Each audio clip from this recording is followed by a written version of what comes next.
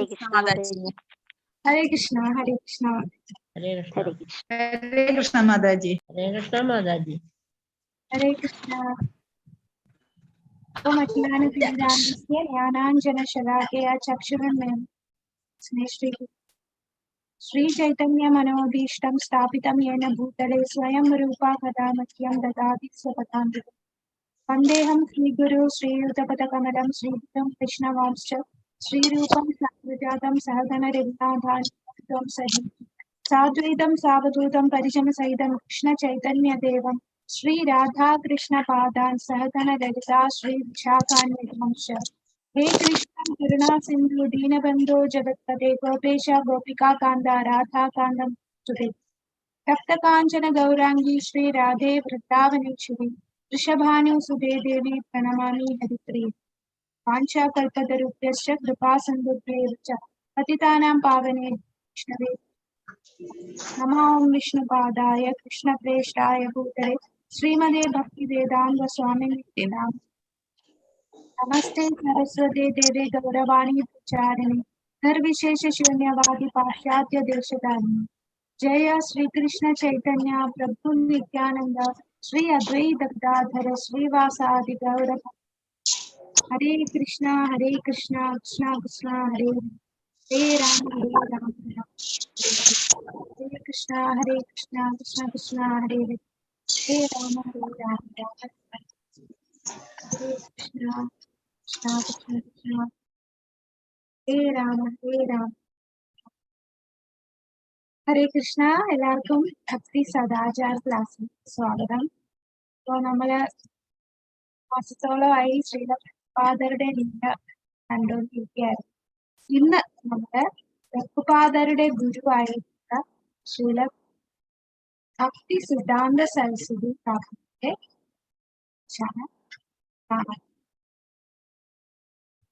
കൃഷ്ണ ശ്രീല ഭക്തി സിദ്ധാന്ത സരസ്വതി ഠാക്കൂർ അദ്ദേഹം പ്രഭുപാദരുടെ ഗുരുവാണ്. എല്ലാം ശിഷ്യ പരമ്പരയിൽ നമ്മളെ പ്രഭുപാദറിന് തൊട്ട് മുമ്പ് വരുന്നത് ഭക്തി സിദ്ധാന്ത സരസ്വതി ഠാക്കൂർ. ഇത് ഭക്തി സിദ്ധാന്ത സരസ്വതി പ്രഭുപാദരുടെ പ്രണാമമന്ത്രം. നമോ വിഷ്ണുപാദായ കൃഷ്ണപ്രേഷ്ഠായ ഭൂതലേ ശ്രീമദേ ഭക്തി സിദ്ധാന്ത സരസ്വതി നാമിനെ. കൃഷ്ണ ഭഗവാന്റെ പാതാരവിന്ദങ്ങളിൽ അഭയം പ്രാപിച്ച ഭഗവാന്റെ ഏറെ പ്രിയപ്പെട്ട അദ്ദേഹത്തിന്റെ ദിവ്യ കാരുണ്യ ഭക്തി സിദ്ധാന്ത സരസ്വതിക്ക് ഞാൻ ആദരപൂർണമായ പ്രണാമം അർപ്പിക്കുന്നു. ശ്രീ വാർഷഭാനവി ദേവി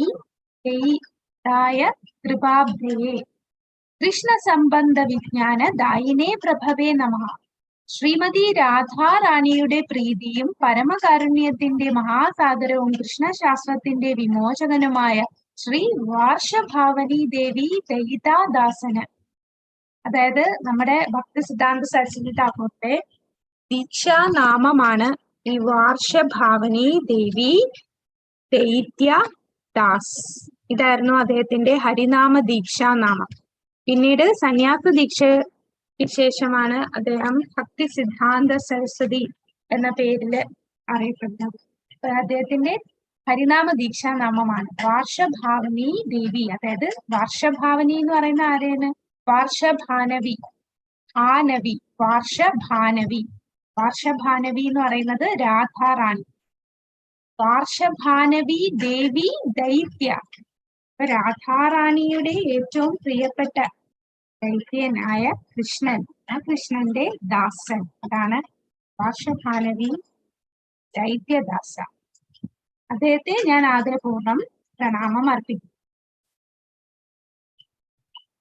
മാധുര്യോജ്വല പ്രേമാഢ്യ ശ്രീ രൂപാനുഗ ഭക്തി ദ ശ്രീ ഗൗര കരുണാശക്തി വിഗ്രഹായ നമോസ്തുതേ.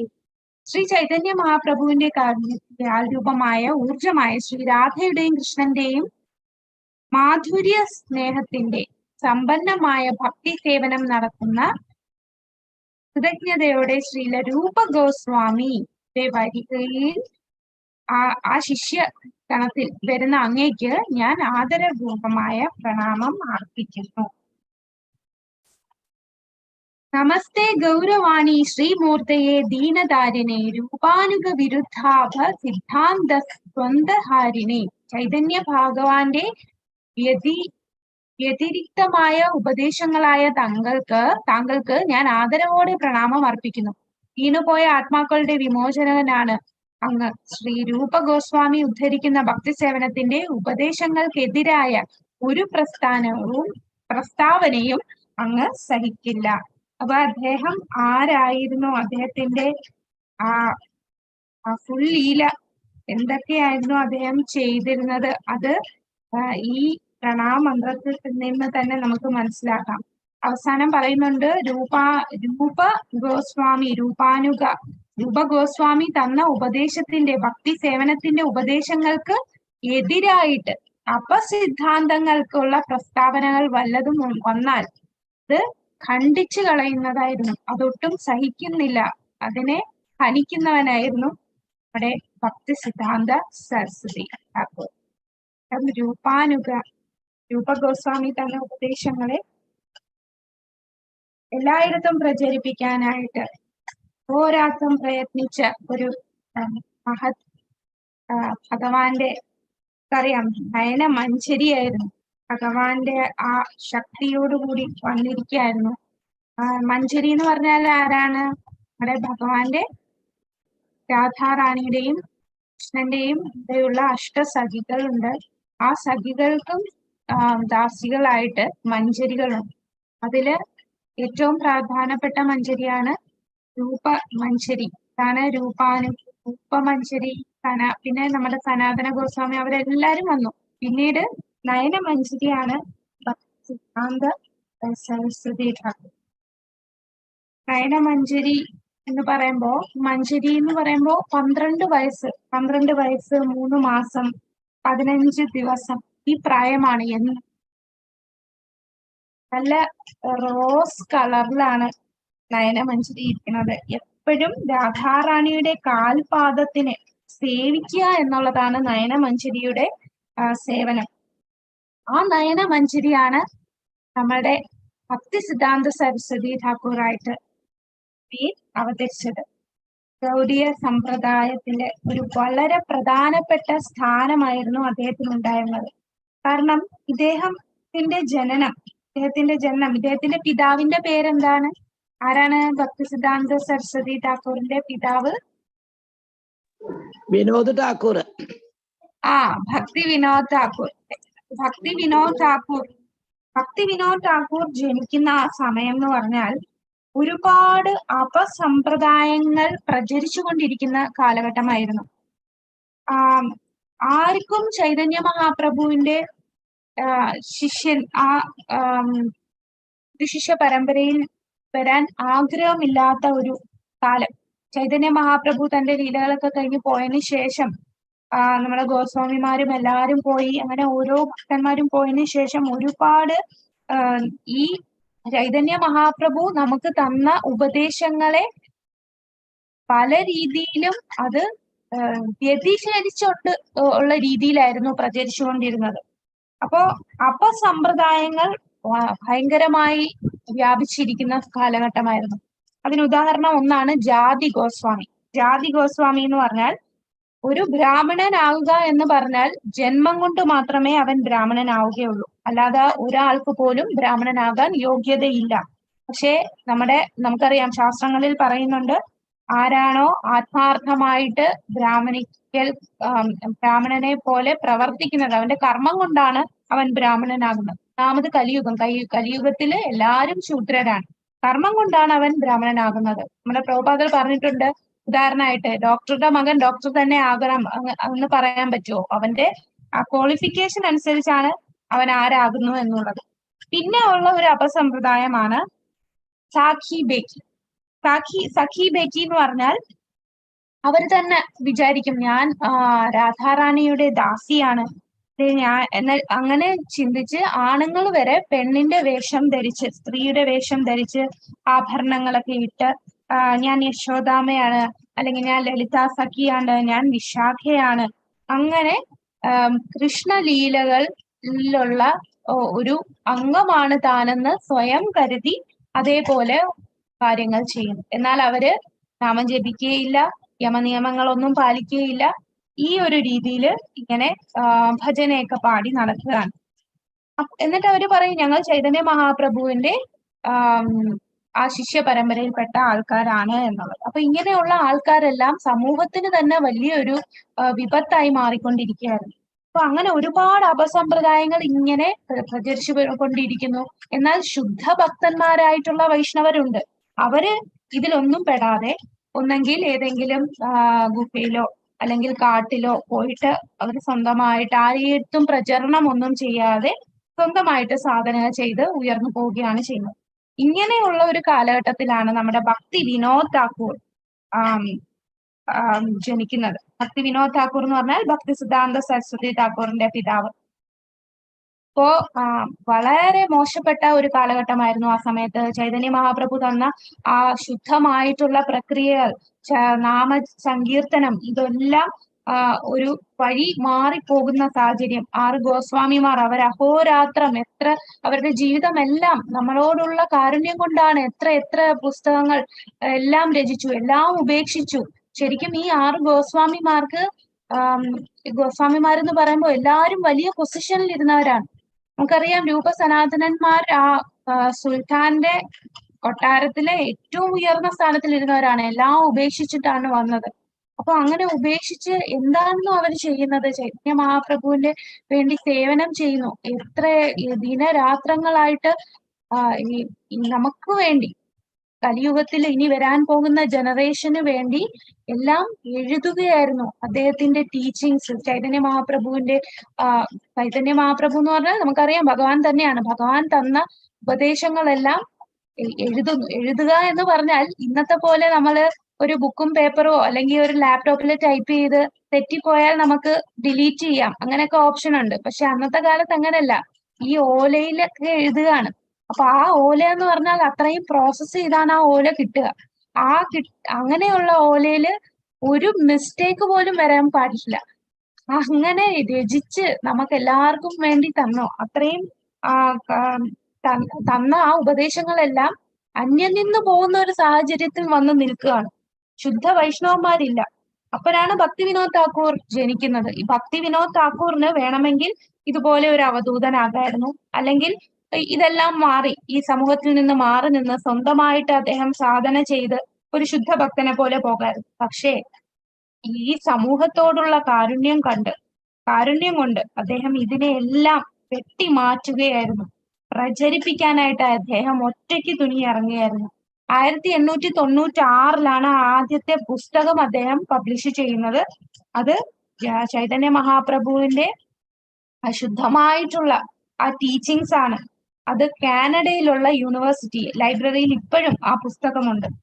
അങ്ങനെ ചൈതന്യ മഹാപ്രഭു തന്ന ഉപദേശം എന്താണോ അത് അതുപോലെ ഒരു മാറ്റവും ഇല്ലാതെ ലോകത്തെല്ലാവർക്കും എത്തിക്കാനായിട്ട് അദ്ദേഹം പ്രാർത്ഥിക്കുന്നു. ഒരുപാട് സ്ട്രഗിൾ ചെയ്തു. അങ്ങനെ അദ്ദേഹം പ്രാർത്ഥിച്ചു, ഇതിന് എന്നെ സഹായിക്കാനായിട്ട് എനിക്ക് ഒരു സൂര്യന്റെ ഒരു കിരണം പോലെ, മഹാവിഷ്ണുവിന്റെ ഭഗവാന്റെ ഒരു കിരണം എനിക്ക് വേണം, ഇത് കൂടുതൽ മുന്നോട്ട് കൊണ്ടുപോകാനായിട്ട്. അങ്ങനെ അദ്ദേഹം അത്രയും കരഞ്ഞ് ആത്മാർത്ഥമായിട്ട് ഭഗവാനോട് പ്രാർത്ഥിക്കും. ചൈതന്യ മഹാപ്രഭു അവതരിക്കാനായിട്ട് അദ്വൈതാചാര്യർ പ്രാർത്ഥിച്ച പോലെ ഭക്തി വിനോദ് താക്കൂർ പ്രാർത്ഥിച്ചു. അദ്ദേഹത്തിന് കുറെ മക്കളുണ്ടായിരുന്നു. എന്നാലും അദ്ദേഹം ക്ഷമയോടുകൂടി, കാരണം അദ്ദേഹത്തിന് മനസ്സിലായി ഇതുവരെ എനിക്ക് എന്റെ സഹായത്തിനുള്ള ആളെ കിട്ടിയിട്ടില്ല. അങ്ങനെ ആത്മാർത്ഥമായിട്ട് അദ്ദേഹം പ്രാർത്ഥിച്ചു. ആ പ്രാർത്ഥനയുടെ ഫലമായിട്ടാണ് അദ്ദേഹത്തിന് 1874 ഫെബ്രുവരി 6 ജഗന്നാഥപുരിയില് ഭക്തി വിനോദ് താക്കൂറിന് ഭക്തി സിദ്ധാന്ത സരസ്വതി ജനിക്കുന്നത്. അപ്പൊ പിതാവിന്റെ പ്രാർത്ഥനയ്ക്കുള്ള ഉത്തരമായിട്ടാണ് ഭക്തി സിദ്ധാന്ത സരസ്വതി താക്കൂർ ജനിക്കുന്നത്. അപ്പോ ഈ കുഞ്ഞ് ജനിച്ചപ്പോൾ ഭക്തി വിനോദ് താക്കൂറിനും അദ്ദേഹത്തിന്റെ ഭഗവതി ദേവിദാസി, അദ്ദേഹത്തിന്റെ ഭാര്യ, ഇവർക്ക് വന്ന ഈ കുഞ്ഞ് ജനിച്ചപ്പോൾ തന്നെ ഒരുപാട് സൈൻ ഉണ്ടായിരുന്നു. ശരിക്കും ഭഗവാൻ പറഞ്ഞയച്ചത് തന്നെയാണ്. ഭഗവാന്റെ ശക്തിയോടുകൂടി വന്നിരിക്കുന്ന വ്യക്തിയാണ് ഈ ഭക്തി സിദ്ധാന്ത സരസ്വതി താക്കൂർ എന്ന്. വിമൽ പ്രസാദ് എന്നായിരുന്നു പേര്. വിമല പ്രസാദ് മാതാപിതാക്കൾ നൽകിയ പേര്. അപ്പോ വിമല പ്രസാദ് ജനിച്ചപ്പോ ഈ ജാതകത്തില് ഓരോ കേതുവിന്റെ സ്ഥാനം 12ാം സ്ഥാനത്തിലാണ് കേതു നിൽക്കുന്നത്. അത് കണ്ടപ്പോഴേ മനസ്സിലായി ഇത് എന്താണ്, ശുദ്ധ ആത്മാവാണ്. കയ്യിലും കാലിലും എല്ലാം ഓരോ സൈൻ ഉണ്ടായിരുന്നു. ഭഗവാന്റെ കൂടെ ഉള്ള ആള് തന്നെയാണ് വന്നിരിക്കുന്നത്. കൂടാതെ പൊക്കിൾ കൊടി കഴുത്തിൽ ചുറ്റി ബ്രാഹ്മണർ അണിഞ്ഞ പൂണൂൽ പോലെ നെഞ്ചിൽ പൊതിഞ്ഞാണ് അദ്ദേഹം ജനിച്ചത്.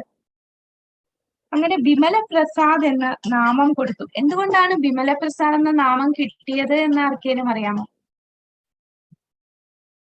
വിമല, ആരാണ് വിമല? ജഗന്നാഥപുരിയിലാണ് ജനിച്ചത്. അപ്പോ വിമലാ ദേവി ആരാണ്? ഹരേ കൃഷ്ണ. ജഗന്നാഥപുരിയില് സുഭദ്രയാണോ? സുഭദ്രയല്ല.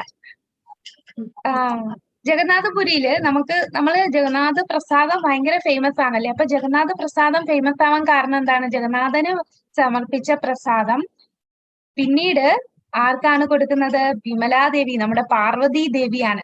ഇതിന്റെ ഒരു ലീല നമ്മള് പലവട്ടം നമ്മള് ഭാഗവതം ക്ലാസ്സിൽ കേട്ടിട്ടുണ്ടാവും. അതായത് നമ്മുടെ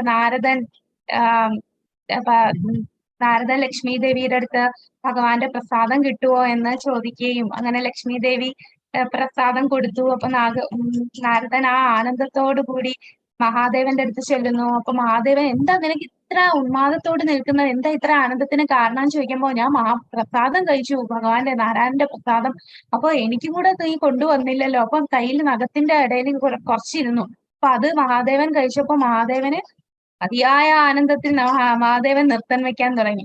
അപ്പോഴാണ് നമ്മുടെ പാർവതി ദേവി വരുന്നു. പാർവതി ദേവി ചോദിക്കുമ്പോ പാർവതി ദേവിക്ക് കൊടുക്കാനില്ല. അങ്ങനെ പാർവതി ദേവി നമ്മുടെ നാരായണന്റെ അടുത്ത് പറയും, പ്രസാദം എനിക്കും വേണം. എനിക്ക് മാത്രമല്ല, എന്റെ ഈ മക്കൾക്ക് എല്ലാവർക്കും വേണം. എന്റെ മക്കൾ എന്ന് പറഞ്ഞാൽ ദേവീധാമത്തിലുള്ള, നമ്മളെല്ലാരും ദേവീധാമത്തിൽ താമസിക്കുന്ന ജനങ്ങളാണ്. അപ്പൊ നമുക്ക് എല്ലാവർക്കും ഭഗവാന്റെ പ്രസാദം കൊടുക്കണം.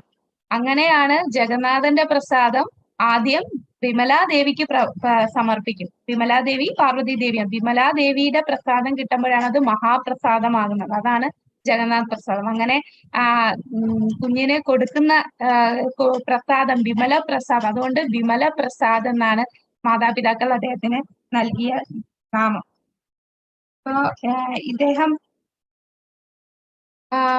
ഇദ്ദേഹത്തിന് 6 മാസമുള്ളപ്പോ, നമ്മുടെ വിമൽ പ്രസാദിന് 6 മാസമുള്ളപ്പോഴാണ് ജഗന്നാഥ രഥോത്സവം നടക്കുന്നത്. ജഗന്നാഥ രഥോത്സവം നടക്കുകയാണ്. അപ്പൊ രഥോത്സവം ജഗന്നാഥപുരിയില് നമ്മുടെ അറിയാം, ഭക്തി വിനോദ് താക്കൂർ എന്ന് പറഞ്ഞാൽ അവിടുത്തെ മജിസ്ട്രേറ്റ് ആണ്. ബ്രിട്ടീഷ് ഭരണത്തിലാണ് അവിടുത്തെ ഹൈ പൊസിഷനിലുള്ള മജിസ്ട്രേറ്റ് ആണ്. ഒരുപാട് പ്രചരണം അദ്ദേഹം ചെയ്യുന്നുണ്ട്. നാമഹട്ടയുണ്ട്. 1000-ഓളം ആൾക്കാർ അവിടെ താമസിക്കുന്നുണ്ട്.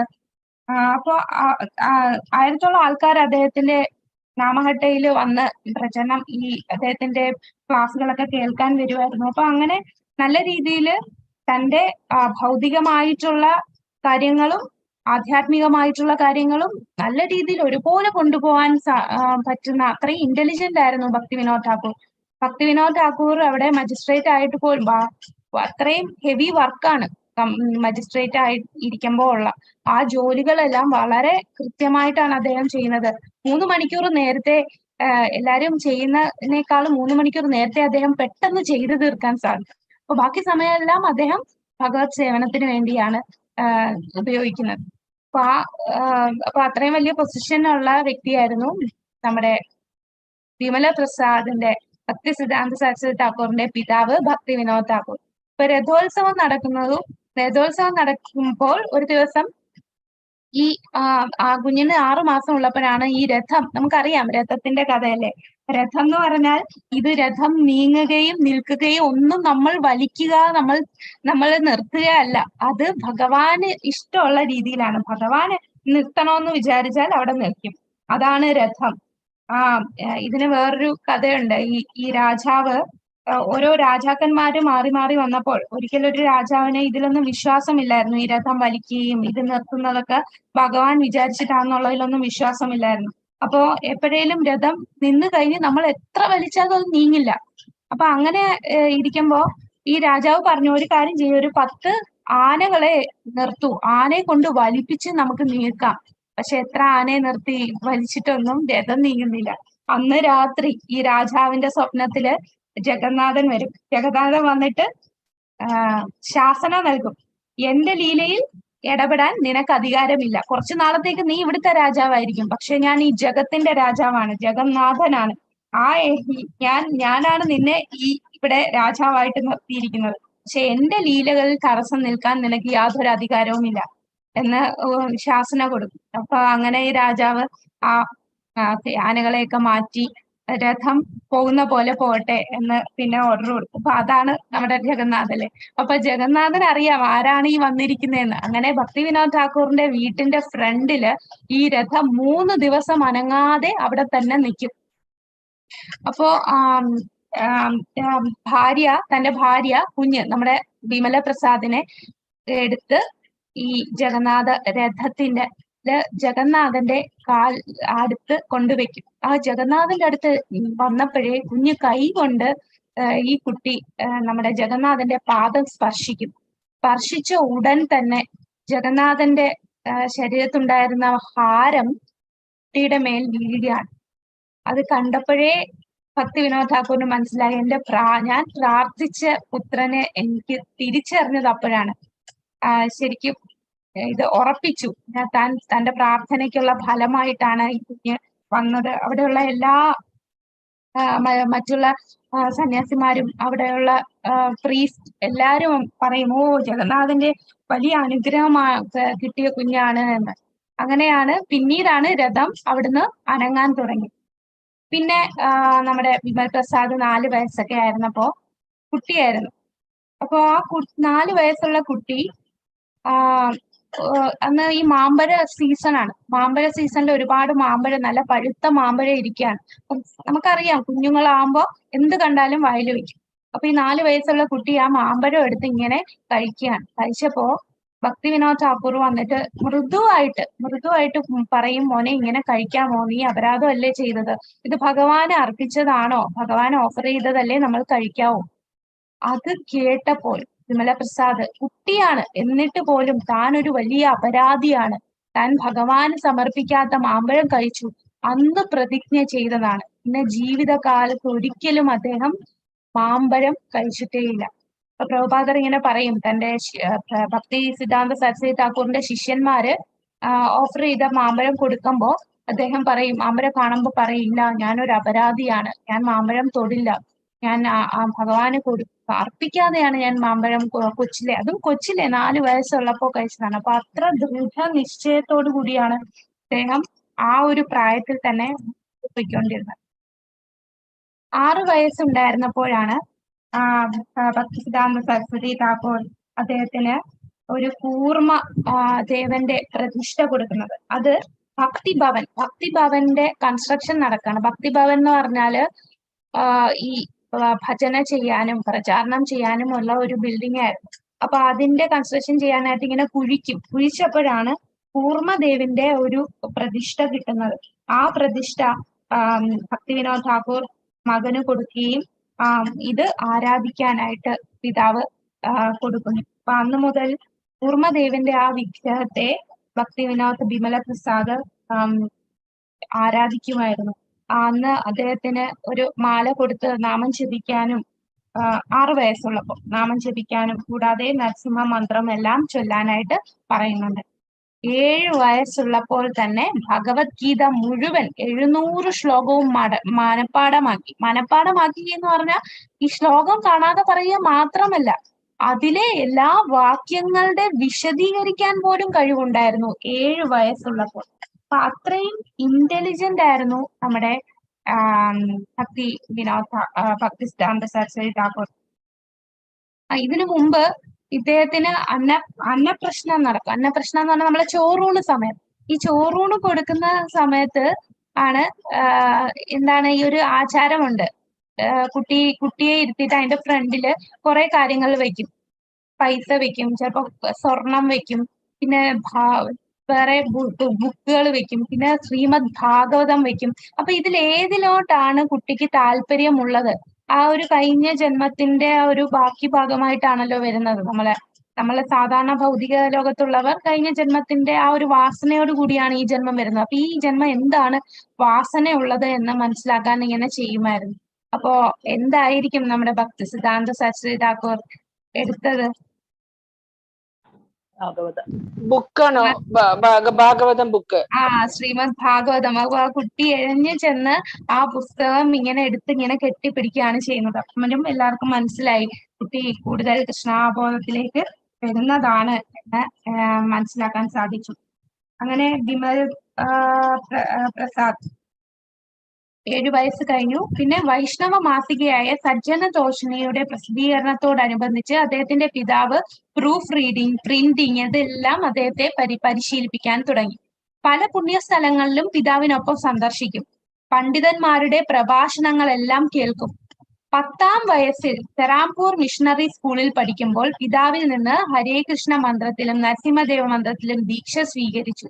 വിദ്യാർത്ഥിയായിരിക്കുമ്പോൾ സ്കൂൾ പാഠങ്ങൾക്ക് പകരം പിതാവ് എഴുതിയ പുസ്തകങ്ങൾ വായിക്കാനാണ് വിമൽ പ്രസാദ് ഇഷ്ടപ്പെട്ടു.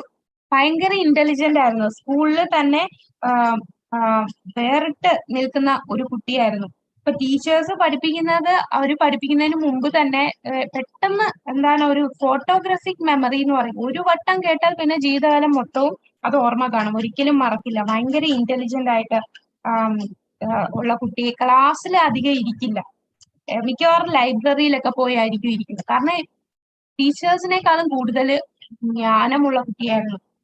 അത്രയും ജീനിയസ് ആയിരുന്നു. അത് എല്ലാ മേഖലയിലും വലിയ ജീനിയസ് ആയിരുന്നു. നല്ല രീതിയിൽ സാൻസ്ക്രിറ്റ് അറിയാം. കൂടാതെ അദ്ദേഹത്തിന് ഇംഗ്ലീഷ് ഭയങ്കര നല്ല ഇംഗ്ലീഷ് ആയിരുന്നു. ഇവൻ ബ്രിട്ടീഷുകാർ പോലും അദ്ദേഹത്തിന്റെ ഇംഗ്ലീഷ് കേട്ടിട്ട് ബ്രിട്ടീഷുകാർ വരെ അതിശയിച്ചിട്ടുണ്ട്. ഇത്ര ഭംഗിയായിട്ട് പറയാൻ പറ്റുമോ? ചിലപ്പോ ഡിക്ഷണറി വെച്ചിട്ട് തന്നെ ഇദ്ദേഹത്തിന്റെ ഈ പറയുന്ന വാക്കുകൾ മനസ്സിലാക്കണമായിരുന്നു. എപ്പോഴും വായനയിലായിരുന്നു നമ്മുടെ വിമല പ്രസാദ്. കൂടാതെ ആസ്ട്രോളജിയിലൊക്കെ നല്ല നൈപുണ്യമുള്ള ഒരു കുട്ടിയായിരുന്നു. വിദ്യാർത്ഥി ആയിരിക്കുമ്പോൾ സ്കൂൾ പഠനങ്ങൾക്ക് പകരം പിതാവിന്റെ പുസ്തകങ്ങൾ വായിക്കും. അങ്ങനെ സംസ്കൃത കോളേജിലാണ് പിന്നീട് ജോയിൻ ചെയ്യുന്നത്. 16 വയസ്സുള്ളപ്പോൾ ആണ് ഇദ്ദേഹം ഇവിടെ ജോയിൻ ചെയ്തപ്പോ അവിടെ ഒരു ക്ലബ്ബ് രൂപീകരിക്കും. അവിടുത്തെ ക്ലബ്ബ് എന്ന് പറഞ്ഞാൽ ജീവിതകാലം മുഴുവൻ ബ്രഹ്മചാരിയായി തുടരാം എന്ന് പ്രതിജ്ഞ ചെയ്യുന്ന, അങ്ങനെയുള്ളവർക്ക് വേണ്ടി മാത്രമുള്ള ഒരു ക്ലബ്ബാണ്. അപ്പൊ ആ ക്ലബ്ബ് രൂപീകരിച്ചപ്പോ ഒരുപാട് ആൾക്കാർ അതിന് ജോയിൻ ചെയ്തു. പക്ഷെ ജോയിൻ ചെയ്ത മിക്കവർക്കും പല ഉദ്ദേശമായിരുന്നു. ചിലരൊക്കെ ഭക്തി മാർഗം എന്ന് പറയും, ചിലര് പറയും ഞാൻ ഫ്രീഡം ഫൈറ്റർ എന്നൊക്കെ, ഈ രാജ്യത്തിന്റെ സ്വാതന്ത്ര്യത്തിന് വേണ്ടി പോരാടുന്ന ആൾക്കാരാണ്. അപ്പോ രാജ്യത്തിന് സ്വാതന്ത്ര്യത്തിന് വേണ്ടി, എന്റെ രാജ്യത്തിന് വേണ്ടി എനിക്ക് കുടുംബം ഒന്നും വേണ്ട എന്ന് പറഞ്ഞു വരുന്ന ആൾക്കാരായിരുന്നു. എന്നാൽ അവസാനം വിജയിച്ചത് ആ ഒരു ക്ലബില് ജീവിതകാലം മൊത്തവും ബ്രഹ്മചാരിയായിട്ട് ഇരുന്നത് വിമൽ പ്രസാദ് മാത്രമാണ്. ബാക്കി എല്ലാവരും പകുതി വഴിക്ക് അവരെല്ലാം വിവാഹം കഴിച്ച് ഗൃഹസ്ഥാശ്രമം സ്വീകരിച്ചു. പിന്നീട് അദ്ദേഹം കോളേജിൽ ചേർന്നു. ഏറ്റവും മിടുക്കനായ വിദ്യാർത്ഥിയായിരുന്നു. എന്നാൽ അദ്ദേഹം 2 വർഷത്തിന് ശേഷം അത് ഉപേക്ഷിച്ചു. കാരണം അദ്ദേഹത്തിന് മനസ്സിലായി, ഞാൻ ഇനി കോളേജിലൊക്കെ പഠിച്ച് ഒരു ഡിഗ്രി ഒക്കെ സ്വീകരിച്ചാൽ തന്റെ വീട്ടുകാർ തന്നെ പിടിച്ച് കല്യാണം കഴിപ്പിക്കും. അതുകൊണ്ട് ഭൗതികമായിട്ട് ജീവിത രീതിയിൽ കുടുങ്ങാതിരിക്കാൻ വേണ്ടി അദ്ദേഹം ക്വാളിഫിക്കേഷൻ ഒന്നും വേണ്ട, അതിനുവേണ്ടി ആ കോളേജിൽ നിന്ന് ഡ്രോപ്പ് ഔട്ട് ചെയ്യുകയാണ്. പകുതി വെച്ചിട്ട് അദ്ദേഹം നിർത്തി പോവുകയാണ്. കാരണം വിദ്യാഭ്യാസ യോഗ്യത ഇല്ലാത്ത ഒരു വ്യക്തിയെ ആരും വിവാഹം കഴിപ്പിക്കില്ലല്ലോ എന്നുള്ള ചിന്തയിൽ അദ്ദേഹം അവിടെ നിന്ന് പോകുന്നു. എന്നാൽ അത്രയും ഇന്റലിജന്റും ജീനിയസുമായിട്ടുള്ള വ്യക്തിയാണ് ഭക്തി സിദ്ധാന്ത സരസ്വതി. പിന്നീട് ഈ കോളേജ് പകുതിക്ക് വെച്ച് നിർത്തിയതിനു ശേഷം ഇദ്ദേഹം ത്രിപുരയില് രാജാവിന്റെ രാജകുടുംബത്തിന്റെ ചരിത്രം എഴുതാൻ സഹായിക്കാനായിട്ട് രാജാവിന്റെ കൊട്ടാരത്തിലെത്തുകയാണ്. അപ്പൊ രാജാവിന് അതിമനോഹരമായിട്ടൊരു ലൈബ്രറി അവിടെ ഉണ്ടായിരുന്നു. അപ്പൊ അദ്ദേഹം പഠനത്തിൽ ഏർപ്പെടാൻ ഒരുപാട് അവസരം അവിടെ ലഭിക്കുന്നുണ്ട്. കൂടാതെ രാജാവിന്റെ മകൻ രാജകുമാരനെ പഠിപ്പിക്കാനും ആ രാജകുമാരന് ഉപദേശങ്ങൾ കൊടുക്കാനും പിന്നെ രാജാവിന് ഉപദേശങ്ങൾ കൊടുക്കാനും അങ്ങനെ ഒരുപാട് സേവനങ്ങൾ അദ്ദേഹം അവിടെ ചെയ്യുന്നുണ്ടായിരുന്നു. അങ്ങനെ ഇരുന്ന് അദ്ദേഹം 10 വർഷത്തോളം അങ്ങനെ തുടർന്നു. പിന്നീട് അദ്ദേഹത്തിന് മനസ്സിലായി എനിക്ക് കൃഷ്ണാബോധപരമായിട്ടൊന്നും കൂടുതലായിട്ടൊന്നും ഇവിടെ എനിക്ക് ചെയ്യാനില്ല. അതുകൊണ്ട് അദ്ദേഹം അവിടുന്ന് റിട്ടയർ ആവുകയാണ്. എന്നാൽ രാജാവിന് അദ്ദേഹത്തിന്റെ സേവനം ഒരുപാട് ഇഷ്ടപ്പെട്ടത് കൊണ്ട് ജീവിതകാലം മുഴുവൻ പെൻഷൻ അനുവദിച്ചു കൊടുത്തു. അദ്ദേഹം ആദ്യം പെൻഷൻ എന്ന് പറഞ്ഞാൽ ആ സമയത്ത് എന്തായിരുന്നോ അദ്ദേഹത്തിന് സാലറി കിട്ടിയത് അതേ എമൗണ്ട് തന്നെ പെൻഷനായിട്ട് അദ്ദേഹത്തിന് കൊടുക്കുകയാണ്. അത് സ്വീകരിച്ചു. 3 വർഷം കഴിഞ്ഞിട്ട് അദ്ദേഹം അതും എനിക്ക് വേണ്ട, കാരണം കൂടുതൽ ഭൗതികമായിട്ടുള്ളതിൽ നിന്നും വേറിട്ട് നിൽക്കുകയാണ്.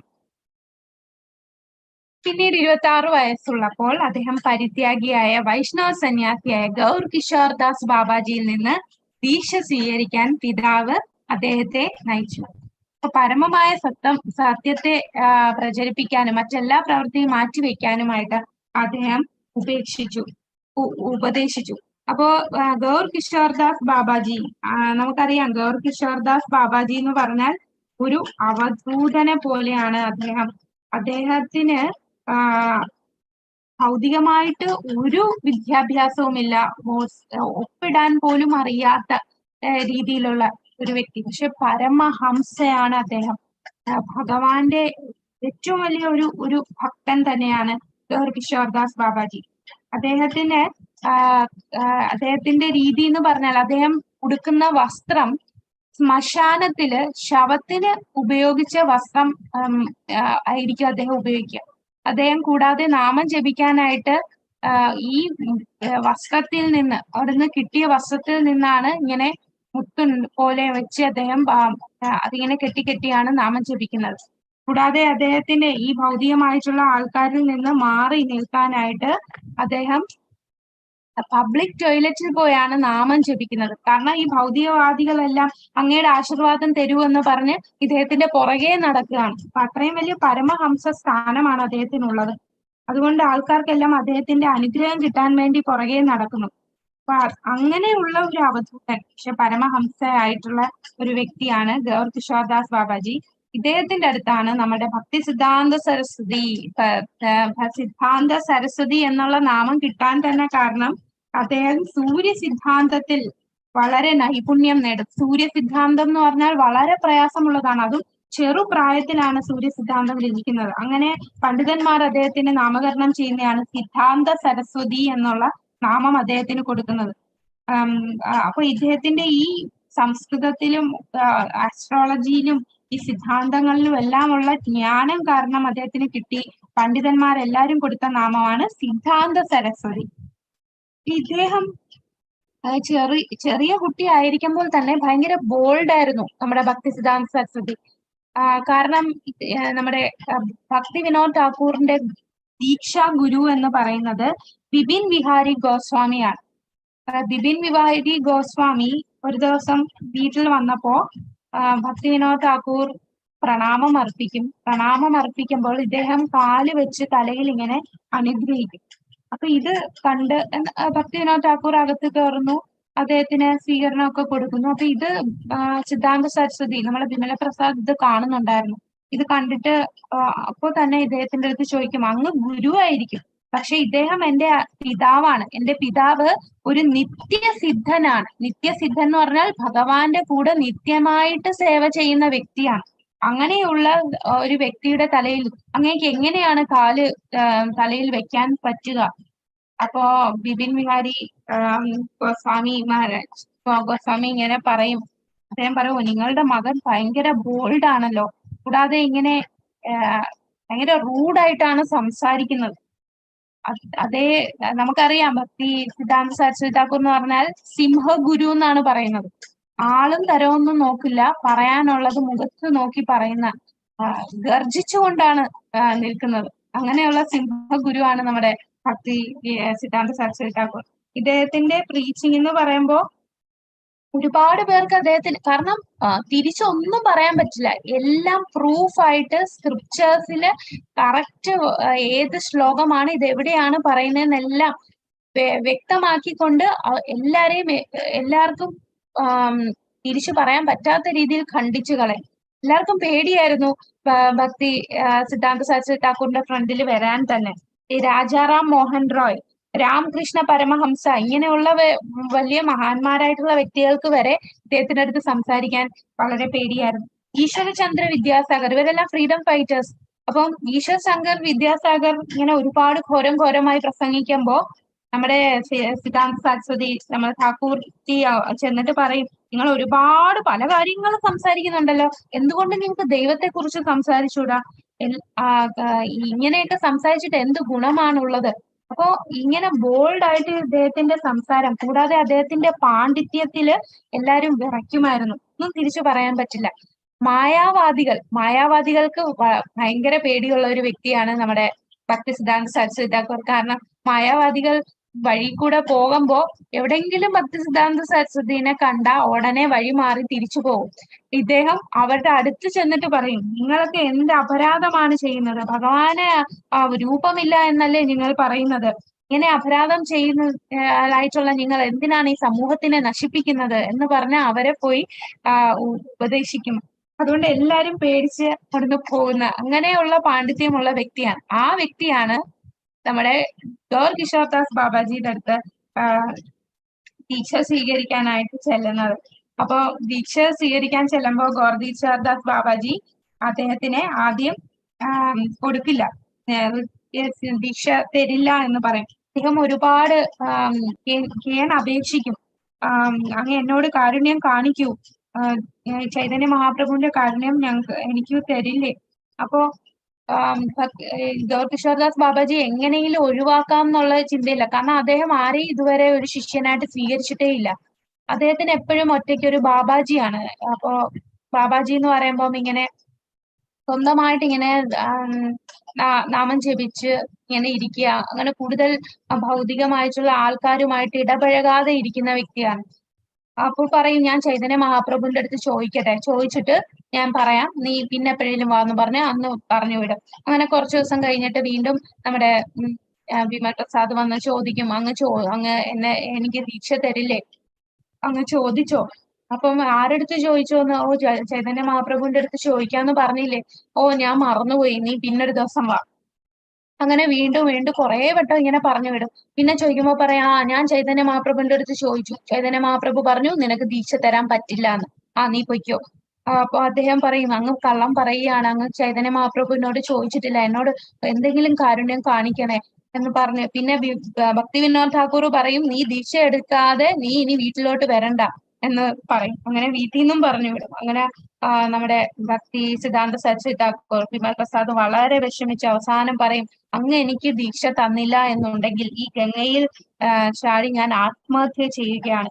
അങ്ങനെ തീരുമാനിച്ച് അദ്ദേഹം ഗംഗയിലേക്ക് തിരിയുമ്പോഴാണ് ഗൗർ കിഷോർദാസ് ബാബാജി അദ്ദേഹത്തിന് അത്രയും ആത്മാർത്ഥതയോട് കൂടിയാണ് വന്നത് എന്ന് മനസ്സിലായപ്പോ തിരിച്ചു വിളിച്ച്, നീ ഗംഗയിൽ കുളിച്ചിട്ട് വാ, നിനക്ക് ഞാൻ ദീക്ഷാനാമം തരാം. അങ്ങനെ അദ്ദേഹത്തിന് ദീക്ഷാനാമം കൊടുത്തതാണ് ശ്രീ വാർഷഭാനവി ദേവി ദൈത്യദാസ്, ശ്രീമതി രാധാറാണിയുടെ പ്രിയപ്പെട്ട കൃഷ്ണന്റെ ദാസൻ ആണ് വാർഷഭാനവി ദേവി. നമ്മൾ അതാണ് പ്രണാമന്ത്രയിലും പറയുന്നുണ്ട്, ശ്രീ വാർഷഭാനവി ദേവി ദൈത്യദാസ്. അങ്ങനെ ഗൗർ കിഷോർദാസ് ബാബാജിക്ക് ആകെ ഒരേ ഒരു ശിഷ്യനെ ഉണ്ടായിരുന്നുള്ളൂ, അതാണ് ഭക്തി സിദ്ധാന്ത സരസ്വതി ഠാക്കൂർ. ഇത്രയും എഡ്യൂക്കേറ്റഡ് ആണ്, ഇത്രയും പണ്ഡിതനാണ്. എന്നാലും അദ്ദേഹം അത്രയും താഴ്മയോട് വന്നത് കണ്ട്, ആ പാണ്ഡിത്യം ഉള്ളത് കൊണ്ടാണ് പ്രത്യേകമായിട്ടും ഗൗർ കിഷോർദാസ് ബാബാജിയെ ആദ്യമൊക്കെ നിരസിച്ചത്. കാരണം ആ പാണ്ഡിത്യത്തിന്റെ അഹങ്കാരം ഉള്ളിലുണ്ടോ, പക്ഷെ ഒരു അഹങ്കാരവും ഇല്ലാതെ അത്രയും താഴ്ന്നു വന്ന് താൻ ആത്മഹത്യ ചെയ്യാൻ വരെ തയ്യാറായി നിൽക്കുന്നത് കണ്ടപ്പോ അദ്ദേഹത്തിന്റെ ഉള്ളിലെ ആ പരിശുദ്ധ ഭക്തി മനസ്സിലായി ദീക്ഷാനാമം കൊടുത്തു. അങ്ങനെ അത്രയും പ്രയത്നിച്ചിട്ടാണ് അദ്ദേഹത്തിന് ഈ നാമം ലഭിക്കുന്നത്. ഗൗർ കിഷോർദാസ് ബാബാജിയുടെ അനുഗ്രഹം സ്വീകരിച്ച് വിമല പ്രസാദ് തന്റെ ശരീരവും മനസ്സും വാക്കുകളും ഭഗവാൻ കൃഷ്ണന്റെ സേവനത്തിനായി സമർപ്പിക്കാൻ തീരുമാനിച്ചു. അങ്ങനെ ഇദ്ദേഹം ഒരു വലിയ ഒരു പ്രതിജ്ഞ എടുക്കും. താൻ ഒരു 100 കോടി ഭഗവാന്റെ ഹരേ കൃഷ്ണ മഹാമന്ത്രം ജപിക്കുമെന്ന് പ്രതിജ്ഞ ചെയ്യുകയാണ്. ചൈതന്യ ഭഗവാന്റെ ജന്മസ്ഥലം മായപ്പൂരില് അതിനടുത്തുള്ള ഒരു പുൽക്കൂടിലാണ് താമസിച്ചിരുന്നത്. രാവും പകലും അദ്ദേഹം ഹരേ കൃഷ്ണ മഹാമന്ത്രം ജപിക്കുകയാണ്. 192 മാലയാണ് ഒരു ദിവസം അദ്ദേഹം ജപിച്ചുകൊണ്ടിരിക്കുന്നത്. കണ്ടിന്യൂസ് ആയിട്ട് അദ്ദേഹം ജപിക്കുകയാണ്. അദ്ദേഹത്തിന് ആഹാരം മൺപാത്രത്തിൽ ദിവസത്തിൽ ഒരിക്കൽ അരി പാകം ചെയ്യും. കൂടുതലൊന്നും കഴിക്കില്ല. നിലത്ത് ഉറങ്ങും.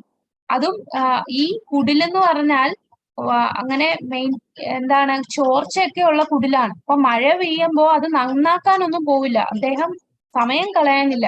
അതുകൊണ്ട് നാമം ജപിച്ചുകൊണ്ടിരിക്കും. ഒരു കയ്യിൽ കൊട ചൂടിക്കൊണ്ടാണ് അദ്ദേഹം നാമം ജപിച്ചുകൊണ്ടിരിക്കുന്നത്. അപ്പൊ അത്രയും സ്ട്രിക്റ്റ് ആയിട്ട് മറ്റുള്ള കാര്യങ്ങളിലൊന്നും ഭൗതികമായിട്ടുള്ള ഒരു രീതിയിലുമുള്ള അട്രാക്ഷൻ ഇല്ലാതെ ആ ചെറിയ കുടിലില് മഴയത്ത് പോലും ഇരുന്ന് നാമം ജപിക്കുന്നു. ഒരു നേരം മാത്രം ആഹാരം കഴിച്ചിരിക്കുകയാണ്. അത്രയും ഡിറ്റർമിൻഡ് ആയിരുന്നു അദ്ദേഹം. 1911 മിഡ്നാപൂരിൽ പണ്ഡിത വിശ്വംഭരാനന്ദ ദേവ ഗോസ്വാമിയുടെ അധ്യക്ഷതയിൽ നടന്ന അഖിലേന്ത്യാ പണ്ഡിത സമ്മേളനം ഉണ്ടായിരുന്നു. അപ്പോ ആ സമയത്ത് അത് അറ്റൻഡ് ചെയ്യേണ്ടിയിരുന്നത് ഭക്തി വിനോദ് ഠാക്കൂർ ആയിരുന്നു. പക്ഷെ അദ്ദേഹം രോഗബാധിതനായതുകൊണ്ട് തന്റെ സ്ഥാനത്തിന് പകരം തന്റെ മകനായ ഭക്തി സിദ്ധാന്ത സരസ്വതിയെ വിടുകയാണ്. അപ്പൊ അവിടുത്തെ ടോപ്പിക് ഇതായിരുന്നു, ബ്രാഹ്മണന്റെ വൈഷ്ണവനും തമ്മിലുള്ള താരതമ്യത്തെ കുറിച്ചായിരുന്നു. അങ്ങനെയാണ് സദസ്സിൽ പ്രഭാഷണം ചെയ്യേണ്ടത്. അപ്പൊ ആ ഒരു ഡിബേറ്റില് നമ്മളെ ഭക്തി സിദ്ധാന്ത സരസ്വതി ഠാക്കൂർ ചെല്ലുകയാണ്. അപ്പോ ഭക്തി സിദ്ധാന്ത സരസ്വതി ഠാക്കൂർ എന്ന് പറഞ്ഞാൽ നമുക്കറിയാം അത്രയും നൈപുണ്യം നേടി എല്ലാ ശാസ്ത്രങ്ങളിലും ജ്ഞാനമുള്ള വ്യക്തിയാണ്. അദ്ദേഹം അവിടെ ചെല്ലുമ്പോ അത് 3 ദിവസത്തെ പ്രോഗ്രാമാണ്. അപ്പൊ 3 ദിവസത്തെ പ്രോഗ്രാമില് വളരെ യുവാവാണ്. ബാക്കി അറ്റൻഡ് ചെയ്യുന്നവരെക്കാളും നല്ല ചെറുപ്പമായിട്ടുള്ള വ്യക്തിയാണ് അവിടെ ചെല്ലുന്നത്. അതില് 3 ദിവസത്തിൽ ആദ്യത്തെ ദിവസം അദ്ദേഹം സംസാരിക്കാൻ തുടങ്ങി. എന്താണ് സംസാരിക്കുന്നത്? ബ്രാഹ്മണനെ കുറിച്ചാണ് വർണ്ണിക്കുന്നത്. എത്ര വലുതാണ് ബ്രാഹ്മണന്റെ സ്ഥാനം. ബ്രാഹ്മണന്റെ സ്ഥാനം ഒരു ബ്രാഹ്മണനെ കണ്ടാൽ 4 ദിക്കുകളും നമസ്കരിക്കും. ഒരു ബ്രാഹ്മണൻ എല്ലായിടത്തും ഐശ്വര്യം കൊണ്ടുവരുന്നവനാണ്. അങ്ങനെ ബ്രാഹ്മണനെ കുറിച്ച് അങ്ങ് ഒരുപാട് പുകഴ്ത്താൻ തുടങ്ങി. ഇത് ഒരു വൈഷ്ണവൻ വന്നിട്ടാണ് ബ്രാഹ്മണനെ പുകഴ്ത്തുന്നത്. അതിന് ഇപ്പൊ ഉദാഹരണം പറഞ്ഞ ഒരു LDF UDF തമ്മിലുള്ള ഒരു ഡിബേറ്റില് ഒരു UDF-കാരൻ വന്ന് LDF-നെ കുറിച്ച് പുകഴ്ത്തുമ്പോ എങ്ങനെയായിരിക്കും എല്ലാവരുടെയും ഒരു മനസ്ഥിതി? ആ ഒരു രീതിയിലായിരുന്നു. ഇത് കേട്ട് ബ്രാഹ്മണർക്കെല്ലാം വളരെ സന്തോഷമായി. അദ്ദേഹം പറയും, ഒരു അത്രയും പുണ്യം ചെയ്തവന് മാത്രമേ ബ്രാഹ്മണനായിട്ട് ജനിക്കാനായിട്ട് സാധിക്കുകയുള്ളൂ. അങ്ങനെ ബ്രാഹ്മണനെ പുകഴ്ത്തിക്കൊണ്ട് ആദ്യത്തെ ദിവസം സംസാരിക്കും. 2ാമത്തെ ദിവസം അദ്ദേഹം ഇപ്പോൾ ബ്രാഹ്മണരുടെ സ്ഥിതി എന്താണ്, എങ്ങനെയാണ് അവര് താഴ്ന്ന് താഴോട്ട് പോകുന്നത്, ബ്രാഹ്മണരുടെ ചിട്ടകളെല്ലാം കുറഞ്ഞു, അവരുടെ സ്റ്റാൻഡേർഡ് ഒന്നും അവരിപ്പോ കീപ്പ് ചെയ്യുന്നില്ല, ആ ഒരു സ്ഥാനത്തേക്ക് പോയിക്കൊണ്ടിരിക്കുകയാണ്. അതെന്തുകൊണ്ട് സംഭവിക്കുന്നു എന്നുള്ളതിനെ വിശദീകരിക്കുകയാണ് 2ാമത്തെ ദിവസം. 3ാമത്തെ ദിവസം അദ്ദേഹം പറയും, എങ്ങനെയാണ് ഒരു വൈഷ്ണവൻ ബ്രാഹ്മണനേക്കാളും വലിയവനാകുന്നത്. ചൈതന്യ മഹാപ്രഭു പറയുന്നുണ്ട്, ഒരു ബ്രാഹ്മണൻ ബ്രഹ്മനെ അറിഞ്ഞവനാണ് ബ്രാഹ്മണൻ. എന്നാൽ ബ്രഹ്മജ്ഞാനമുള്ളവൻ ബ്രാഹ്മണനാണെങ്കിൽ ഭഗവാനെ അറിഞ്ഞവനാണ് വൈഷ്ണവൻ. ഒരു വൈഷ്ണവൻ അവൻ സന്യാസിയോ ശൂദ്രനോ ആരോ ആവട്ടെ, ഭഗവാനെ കുറിച്ചുള്ള ശാസ്ത്രം അറിയുന്നവനാണോ എങ്കിൽ അവന് ഈ ലോകമെമ്പാടും ശിഷ്യന്മാരെ സ്വീകരിക്കാൻ സാധിക്കും. എല്ലാവർക്കും ഭഗവാന്റെ ജ്ഞാനം, ഭഗവാന്റെ ഉപദേശങ്ങൾ കേൾക്കാൻ അധികാരമുണ്ട്. എല്ലാവർക്കും ശക്തിയുണ്ട്. എല്ലാവരും ആത്മാർത്ഥമായിട്ട് അത് ചെയ്യുകയാണെന്നുണ്ടെങ്കിൽ അവനെ ബ്രാഹ്മണനായിട്ട് സ്വീകരിക്കും. ജന്മം കൊണ്ടല്ല അവൻ ബ്രാഹ്മണനാവുന്ന, ഒരു ബ്രാഹ്മണനേക്കാൾ ഉപരി അവൻ ഭഗവാന്റെ ശുദ്ധ ഭക്തനാവുകയാണ്. അപ്പൊ ഈ പറയുന്നതെല്ലാം വേദങ്ങളിലുള്ള ശാസ്ത്രങ്ങളിൽ നിന്ന് തെളിവോടുകൂടിയാണ് ഇദ്ദേഹം സമർപ്പിക്കുന്നത്. അദ്ദേഹം ഇത് സംസാരിച്ചു കഴിഞ്ഞപ്പോൾ അവിടെയുള്ള സദസ്സിലുള്ള എല്ലാരും, സാധാരണ ആൾക്കാർക്കെല്ലാം ഭയങ്കര ഉന്മേഷം കൊണ്ട് എല്ലാരും എണീറ്റ് നിന്ന് കൈയടിക്കുകയായിരുന്നു. എല്ലാരും ഹർഷോന്മാദത്തിൽ, എല്ലാരും പ്രശംസിക്കുകയായിരുന്നു ഭക്തി സിദ്ധാന്ത സരസ്വതി താക്കൂറിന്റെ ആ പ്രസംഗത്തെ. പിന്നീട് ഡിബേറ്റ് ഒക്കെ നടന്നു. ഡിബേറ്റില് അദ്ദേഹം എല്ലാവരുടെയും വാക്കുകളെ ഖണ്ഡമായിട്ട് ശാസ്ത്ര പ്രമാണങ്ങൾ വെച്ചിട്ട് ഖണ്ഡിച്ചു കളഞ്ഞു. 2 മണിക്കൂറോളം ഡിബേറ്റ് നടന്നു. ബാക്കിയുള്ളവർക്കൊന്നും സംസാരിക്കാൻ തന്നെ പറ്റാതെ. അപ്പൊ സ്മാർത്ഥ ബ്രാഹ്മണർ അല്ലെങ്കിൽ ജാതി ഗോസ്വാമിയിലുള്ള ബ്രാഹ്മണർമാർ ഇവരെല്ലാരും അവിടെ ഒന്നും ഒരു വാക്കുപോലും സംസാരിക്കാൻ പറ്റാതെ സൈലന്റ് ആയിപ്പോയി. അങ്ങനെ ബാക്കി ആൾക്കാരെല്ലാരും ഹർഷോന്മാദത്തിൽ അദ്ദേഹത്തിന്റെ കാൽപാദത്തിലെ ധൂളിക്ക് വേണ്ടി ഓടി ചെല്ലുകയാണ്. അവിടെ ഓർഗനൈസ് ചെയ്തിരുന്നവർക്ക് ആൾക്കാരെ നിയന്ത്രിക്കാൻ പറ്റുന്നില്ല. എല്ലാരും അദ്ദേഹത്തിന്റെ കാൽപാദം സ്പർശിക്കാനായിട്ട് മുന്നോട്ട് വരികയാണ്. പിന്നെ അധ്യക്ഷൻ പറയുന്നുണ്ട്, ഇദ്ദേഹം ശുകദേവ ഗോസ്വാമിയുടെ ഒരു വ്യക്തി രൂപമാണ് വിമല പ്രസാദ്. അങ്ങനെ ഇദ്ദേഹത്തിന്റെ ഈ പ്രഭാഷണം തന്നെ ബംഗാളിൽ ഒരു പുസ്തകമായി പ്രസിദ്ധീകരിച്ചു. ഇദ്ദേഹത്തിന്റെ അടുത്ത് ആൾക്കാർ വന്നു കൂടി അവരെ നിയന്ത്രിക്കാനായിട്ട്. പിന്നീട് ഇദ്ദേഹത്തെ ഒരു ബക്കറ്റില് അദ്ദേഹത്തിന്റെ കാല് കഴുകി ആ വെള്ളം പിന്നെ എല്ലാവരുടെയും മേലില് ആ ചരണാമൃതം എല്ലാവരുടെയും മേലില് ഇങ്ങനെ വിതറുമ്പോഴാണ് എല്ലാവർക്കും സമാധാനമാകുന്നത്. അപ്പൊ അത്രയും വലിയ ഒരു സ്ഥാനം അദ്ദേഹത്തിന് ഉണ്ടെന്ന് എല്ലാവർക്കും മനസ്സിലായി. അപ്പൊ ആരാണ് വലുത്, വൈഷ്ണവനാണോ ബ്രാഹ്മണനാണോ എന്നത്? വൈഷ്ണവൻ തന്നെയാണ് ഏറ്റവും വലുത് എന്ന് അദ്ദേഹം അവിടെ പ്രസ്താവിച്ചു. പിന്നീട് 1912 ബംഗാളിലെ വിവിധ ഭാഗങ്ങളിൽ സഞ്ചരിക്കുകയും അവിടെയെല്ലാം പ്രചാരണം ചെയ്യുകയും ചെയ്തു. 13 സൗത്ത് കൽക്കട്ടയിൽ ഭഗവത് പ്രസ് സ്ഥാപിച്ചു. അത് പിന്നീട് മായാപൂരിലേക്കും തുടർന്ന് കൃഷ്ണനഗറിലേക്കും മാറ്റി. അവിടെ അദ്ദേഹം ശ്രദ്ധാപൂർവം എഡിറ്റ് ചെയ്ത നിരവധി പുസ്തകങ്ങൾ പ്രസിദ്ധീകരിക്കാൻ തുടങ്ങി. 61ഓളം കൃതികളും 8 വ്യത്യസ്ത ജേർണലുകളും പ്രസിദ്ധീകരിക്കുകയും എഡിറ്റ് ചെയ്യുകയും ചെയ്തു. ഒരിക്കൽ ഭഗവാനെ കുറിച്ച് മാത്രം എല്ലാ മാസവും ഒരു ജേർണൽ പ്രസിദ്ധീകരിക്കാൻ കഴിയുന്നത് എങ്ങനെയെന്ന് ചോദിച്ചപ്പോൾ, ഈ പരിമിതമായ സ്ഥലത്ത് അപ്പൊ എങ്ങനെയാണ് എല്ലാ മാസവും ദൈവത്തെ കുറിച്ച് ഒരു ജേർണൽ എഴുതാൻ കഴിയുന്നത് എന്ന് ചോദിച്ചപ്പോ എന്താണ് അദ്ദേഹം പറഞ്ഞത്? ഈ പരിമിതം നമുക്കറിയാം, ഭഗവാന്റെ സൃഷ്ടിയില് 1/4 ഭാഗം മാത്രമേ ഉള്ളൂ ഭൗതിക ലോകം. അതില് ഒരു ചെറിയ ഒരു സ്ഥലമാണ് ഭൂമി. ആ ഭൂമിയിലെ ഒരു ചെറിയ പല കൊച്ചു കൊച്ചു രാജ്യങ്ങൾ ഇരിക്കുകയാണല്ലേ. അപ്പൊ ആ പരിമിതമായ സ്ഥലത്തെ പഴകിയ ആവർത്തിച്ചിട്ടുള്ള സംഭവങ്ങൾ റിപ്പോർട്ട് ചെയ്യുന്ന 1000കണക്ക് പത്രങ്ങളും മാസികകളും ഈ ലോകത്തുണ്ടെങ്കിൽ വാർത്തകൾ റിപ്പോർട്ട് ചെയ്യുന്നതിനായി അദ്ദേഹം മറുപടി പറഞ്ഞു. അപ്പൊ ഈ സ്ഥലത്തെ കുറിച്ച് തന്നെ ഇത്രയുമുണ്ട്. അപ്പോ എപ്പോഴും നിത്യവും പുതുമയുള്ളതായ പരമപുരുഷനെ കുറിച്ച് പരിമിതികളില്ലായ ആത്മീയ മണ്ഡലം നമുക്ക് ഓരോ സെക്കൻഡിലും ഒരു മാസിക പ്രസിദ്ധീകരിക്കാം. പ്രതിമാസത്തെ കുറിച്ച് പിന്നെ സംസാരിക്കേണ്ട ആവശ്യമുണ്ടോ? അപ്പൊ ഓരോ സെക്കൻഡിലും ഓരോ മാസിക പ്രസിദ്ധീകരിക്കാം. നിത്യലീല നടക്കുകയാണ് ഭഗവാന്റെ ധാമത്തില്. ഇവിടെ ഇങ്ങനെ പണ്ട് നടന്ന കാര്യങ്ങളും ഒക്കെ ഇങ്ങനെ മാസികയിലൊക്കെ ഈ ചെറിയ ലോകത്തിലുള്ള ചെയ്യാമെങ്കിൽ ആധ്യാത്മിക ലോകത്തിലുള്ള ഭഗവാനെ കുറിച്ചുള്ള പരിമിതി ഇല്ല. അൺലിമിറ്റഡ് ആണ് ഭഗവാന്റെ ലീലകൾ. നമുക്ക് ഈ ഒരു എത്ര ജന്മം കൊണ്ട് പോലും നമുക്ക് മനസ്സിലാക്കാൻ സാധിക്കില്ല ഭഗവാനെ. അപ്പൊ അങ്ങനെയുള്ള പരിമിതികളില്ലാത്ത ആത്മീയ മണ്ഡലത്തെ കുറിച്ച് ഒരു സെക്കൻഡിൽ തന്നെ നമുക്ക് ഒരു മാസിക തന്നെ പ്രസിദ്ധീകരിക്കാൻ കഴിയും. പിന്നീട് 1914 അദ്ദേഹത്തിന്റെ പിതാവ് ശരീരം വെടിയുകയാണ്. 15 തന്റെ ആത്മീയ ഗുരുവും ശരീരം വെടിഞ്ഞു. അപ്പോ എല്ലാ ദൗത്യവും ഭക്തി സിദ്ധാന്ത സരസ്വതി താക്കൂറിന്റെ മേലിലായി. ഇദ്ദേഹത്തിന്റെ ആത്മീയ ഗുരു ശരീരം വെടിയുന്നതിന് മുമ്പ് അദ്ദേഹം നമ്മൾക്കറിയാം, ശ്രീല പ്രഭുപാദർ തന്റെ ശരീരം വെടിയുന്നതിന് മുമ്പ് അദ്ദേഹം ആ ഉത്തമ ഭക്തൻ എന്ന് പറഞ്ഞാൽ അങ്ങനെ ഭയങ്കര എന്താണ് ഭയങ്കര ഹമ്പിൾ ആയിരിക്കും. താൻ മാത്രമേ ഈ ലോകത്തില് ഏറ്റവും പതീതനായിട്ടുള്ളൂ, തന്നെ കുറിച്ച് മാത്രം, ബാക്കിയുള്ള ഒരു വ്യക്തിയെ കുറിച്ചും ഒന്നും ഒരു കുറ്റം പോലും എല്ലാരിലും ആ ആത്മീയ ചൈതന്യം മാത്രം കാണുന്ന ഒരു വ്യക്തിയാണല്ലേ. അപ്പൊ അങ്ങനെ ഉള്ള നമ്മുടെ ഗോർ കിഷോർ ദാസ് ബാബാജി അദ്ദേഹം ശരീരം വെടിയുന്നതിന് മുമ്പ് ഇങ്ങനെ പറയുമായിരുന്നു, ഞാൻ എത്ര പതീതനാണ്, എനിക്ക് ഭഗവാനോട് ഒരു ഭക്തിയുമില്ല. എന്റെ ഈ ശരീരം വെടിയുമ്പോൾ എന്നെ കെട്ടി വലിച്ച് ഈ നവദീപ് ധാമിൽ എല്ലായിടത്തും കെട്ടി വലിച്ചഴയ്ക്കണം. അപ്പോൾ ഭക്തന്മാരുടെ പാദധൂളി എന്റെ ഈ ശരീരത്ത് പതിയണം. അപ്പൊ അദ്ദേഹം ഇതെല്ലാം പറയുന്നത് അത്രയും താഴ്മയോടുകൂടിയാണ്. ആ താഴ്മയുള്ളത് കൊണ്ടാണ് അദ്ദേഹം പറയുന്നത്. എന്നാൽ അത് എന്ന് പറഞ്ഞാൽ അദ്ദേഹത്തിന് അങ്ങനെ ചെയ്യണമെന്നല്ല. അത് ബുദ്ധിയുള്ളവർക്കേ മനസ്സിലാവും. ഇദ്ദേഹം ഇത് പറഞ്ഞു എന്ന് പറഞ്ഞ് ഇദ്ദേഹത്തിന്റെ ശരീരം വെടിഞ്ഞപ്പോൾ അവിടെ ഉണ്ടായിരുന്ന ബാബാജിമാരെല്ലാം കയറ് വെച്ച് ഇദ്ദേഹത്തിന്റെ കാലിൽ കെട്ടാൻ തുടങ്ങി. കെട്ടി ഇദ്ദേഹത്തിനെ വലിച്ച് ഇതുപോലെ ധാമിൽ കൊണ്ടുപോകാൻ. അപ്പോഴാണ് ഭക്തി സിദ്ധാന്ത സരസ്വതി ഠാക്കൂർ അദ്ദേഹം അലറിക്കൊണ്ട് അവിടെ സിംഹത്തിനെ പോലെ ഗർജിച്ചുകൊണ്ട് നിൽക്കും. ഒറ്റ ഒരാൾ പോലും അദ്ദേഹത്തിന്റെ ശരീരത്തെ തൊട്ടുപോകരുത്. ഞാനാണ് അദ്ദേഹത്തിന്റെ ശിഷ്യൻ, ഗോർകിഷോർദാസ് മഹാരാജ് അദ്ദേഹത്തിന്റെ ഒരേ ഒരു ശിഷ്യനാണ് ഞാൻ.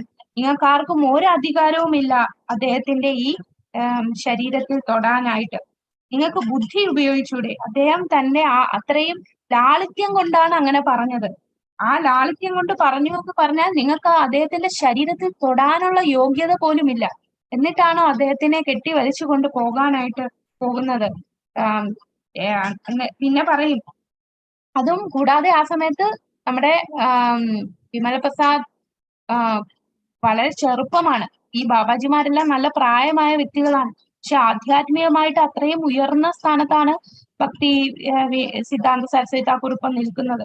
അപ്പൊ ഇദ്ദേഹം ഇത് പറയുമ്പോൾ എല്ലാരും ഇങ്ങനെ മാറി നിൽക്കും. ശരി, ഇനി നിങ്ങൾക്ക് അദ്ദേഹത്തിന്റെ ശരീരത്തിൽ തൊടാൻ ആഗ്രഹമുണ്ടെങ്കിൽ ഒരേ ഒരു കണ്ടീഷൻ, ഈ 1 വർഷമായിട്ട് ഒരു പരസ്ത്രീ പുരുഷ ബന്ധം സ്ഥാപിച്ചിട്ടില്ലാത്ത 1 വർഷമായിട്ട് ആരും പരസ്ത്രീ പുരുഷ ബന്ധത്തിന് പോയിട്ടില്ലെങ്കിൽ അവർക്ക് എന്റെ ഗുരു മഹാരാജിനെ തൊടാൻ അവസരം തരാം.